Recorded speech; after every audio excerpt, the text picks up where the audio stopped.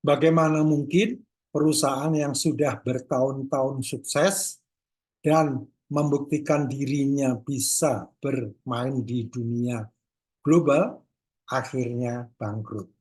Ternyata ada. Dan ini yang menjadi pokok bahasan kita karena yang akan kita ulas adalah sebuah buku yang mengungkapkan adanya beberapa bahkan belasan perusahaan yang bangkrut setelah berdiri puluhan tahun. Tentu kita semua masih ingat bahwa ada sebuah buku yang sangat dikenal oleh kaum eksekutif mungkin 20 tahun yang lalu, 10 tahun yang lalu, Good to Great, yaitu ditulis oleh Jim Collins.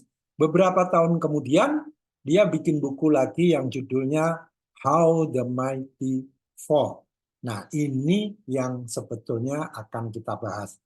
Menurut Jim Collins, ada tiga hal yang sangat krusial untuk kita pelajari, terutama diungkap oleh buku ini. Bahwa pertama yang namanya sukses tidak abadi, kita semua tahu.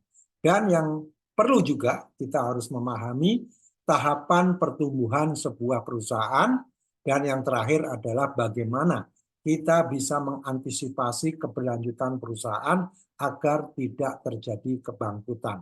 Kita akan lihat satu persatu. Yang pertama mengenai sukses itu tidak abadi, ada buktinya salah satunya dari belasan perusahaan itu namanya Fannie Mae yang di tahun 80-an pernah sangat jaya dan terus berkembang dan masuk dalam Good to Great. Namun di tahun 2000-an dia mulai terjungkir dan 2008 dia menghilang dan akhirnya harga sahamnya anjlok 98%. Ya, kebayang ya, jadi sangat terbukti dan ini ada di pasar modal di Amerika.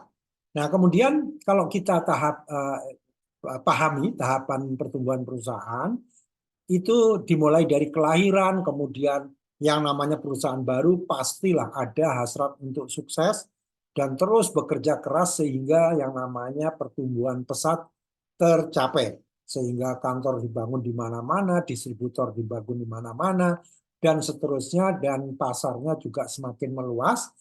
Dan ada kalanya, ada beberapa perusahaan yang ada termasuk Fannie Mae tentunya, itu mengabaikan faktor risiko. Nah, karena mengabaikan risiko, karena asik bertumbuh kembang, akhirnya terjadilah kematian perusahaan tersebut.